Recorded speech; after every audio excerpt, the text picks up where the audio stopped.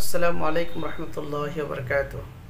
আমরা যারা জাহান্নামের আগুন থেকে বাঁচতে চাই, দাজ্জালের ফিতনা থেকে বাঁচতে চাই, এবং আমরা মৃত্যু যন্ত্রণা থেকে বাঁচতে চাই, কবর আযাব থেকে বাঁচতে চাই, এবং হায়াত এবং মৌতের মধ্যে আমরা যারা কল্যাণ চাই, তারা আজকে দোয়াটা পড়ে নেব।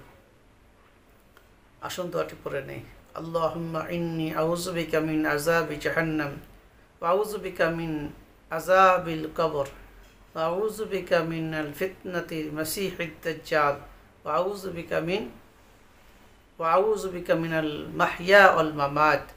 এই ছোট্ট দোয়াটি আমরা পড়ে নেব। আমার ভিডিওর স্ক্রিনের মধ্যে দিয়ে দেব, এখানেও আপনারা দেখে নেবেন।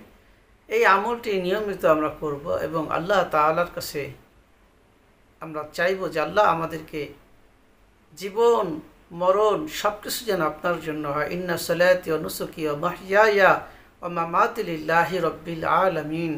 আল্লাহ, আপনি আমাদের জীবনের মধ্যে বরকত দান করেন, আমাদেরকে জাহান্নামের আযাব থেকে বাঁচায় দেন, আমাদেরকে মৃত্যুর যন্ত্রণা থেকে বাঁচায় দেন, আমাদেরকে কবরে আযাব থেকে বাঁচায় দেন, আমাদেরকে আগত দাজ্জালের যেই ফিতনা, এই ফিতনা থেকে আমাদের ঈমানকে হেফাজত করেন, এবং আমাদেরকে আমাদের যে জীবন, এই জীবনের মধ্যে এবং আমাদের মৃত্যুর মধ্যে এই মধ্যবর্তী যত জায়গা আছে, এই জায়গাগুলোকে আপনি সুন্দর করে দেন, কল্যাণময় করে দেন।